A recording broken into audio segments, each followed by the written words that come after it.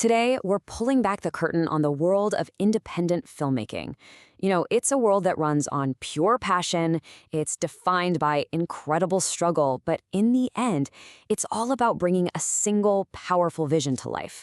And we're going to explore this whole process through the eyes of one filmmaker, Gal Ziv, and his amazing short film, Another Year. Let's dive in. So, here's what we've got on top. We're going to start with the big picture, that universal dream of every indie filmmaker. Then we'll zoom right into our case study, a film called Another Year. From there, we'll get into the nitty-gritty of production, unpack this cool idea of cinematic DNA, and reveal what might just be the most important tool any director can have. And finally, we'll zoom back out to talk about the real power of cinema itself. All right, let's start with that journey. You see, at the heart of every single indie film, there's this powerful personal vision. It's that burning desire to tell a story your way, with zero compromise. But, and it's a big but, that incredible independence comes with its own unique and often brutal set of challenges.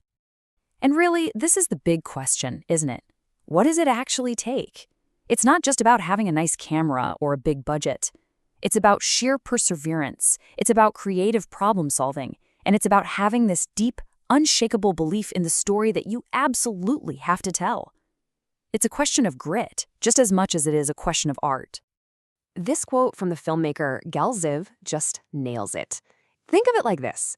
For every ounce of creative freedom you get, the chance to tell a weird, unconventional story, there's a pound of practical challenges you've got to figure out all by yourself. It's this constant, intense balancing act. So that's the theory. But what does this tension between freedom and struggle actually look like in the real world?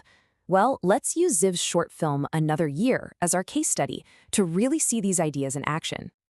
So what's Another Year all about? Well, it's this fascinating, genre-bending story.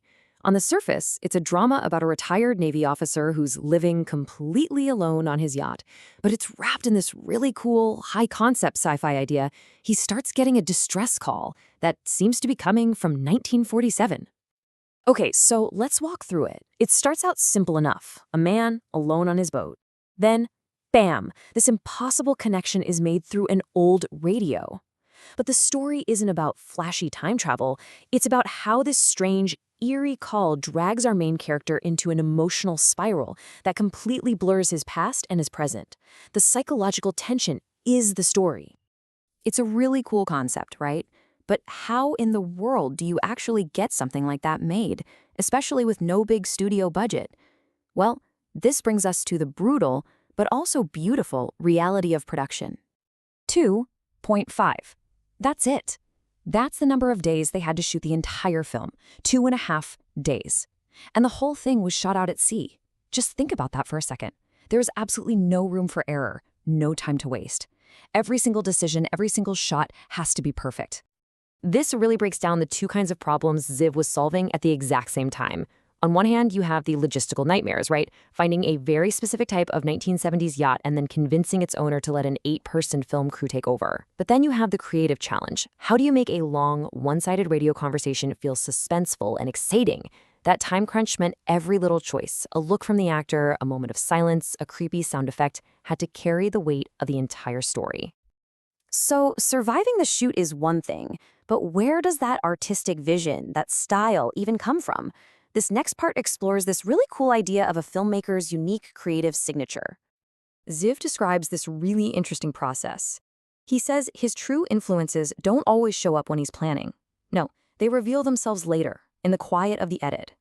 Maybe it's a certain camera move or a specific rhythm in the cuts. And suddenly he realizes, oh, that's where I got that from. It's this idea that our biggest inspirations are kind of baked into us, just waiting to be discovered. And when you ask him about those inspirations, you get a list that probably looks pretty familiar. These are the masters, right? Directors known for suspense, for amazing camera work, for powerful storytelling. It's a great list, but it's also kind of the list you'd expect. But then he hits you with this. The best recommendation for learning the absolute fundamentals of filmmaking? Paddington. And this is such a brilliant point. He's saying forget trying to copy some super complex style. Instead, learn from a film that tells its story with incredible clarity and confidence. Paddington is like a masterclass in making sure the audience always knows what's going on. And that, right there, is the foundation of all great filmmaking. So, with all of that in mind, the challenges, the inspirations, the whole journey, what's the one skill, the one ultimate tool that can tie this all together for someone who wants to be a director? So, what's the most powerful tool in a director's toolbox? According to Ziv, it all comes down to this: learning how to edit your own work. And this isn't just about knowing which buttons to press. It's about fundamentally changing the way you think about making a movie from start to finish. Let's break down why this is so huge. When you edit, you start to develop this intuition, this sixth sense for what you actually need to film on set, which saves you so much time.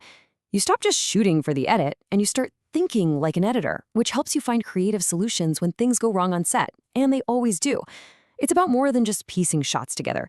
It's about becoming an architect of emotion, building the rhythm and the feeling of the film from the inside out. And this brings us right back to where we started. We went from the practical reality of production all the way to the philosophy of the craft, and now we arrive at the deeper meaning behind all of it: the unique, incredible power of film. And this quote just gets to the absolute heart of everything. Ziv's film is literally about connecting with the past, but his bigger point is that all of cinema works this way. Films are basically time machines. They don't just show you what happened, they give us a chance to connect with history, with memory, on a deep, emotional level, to feel it in a totally new way. So we'll end on this thought. Inspired by Ziv's own words, the big takeaway here isn't just about how films are made, but why. He says that when an idea just sticks with you, when it won't let you go, it might be that the story itself is asking to be made. So the final question isn't for him, it's for you. What story is asking you to be made?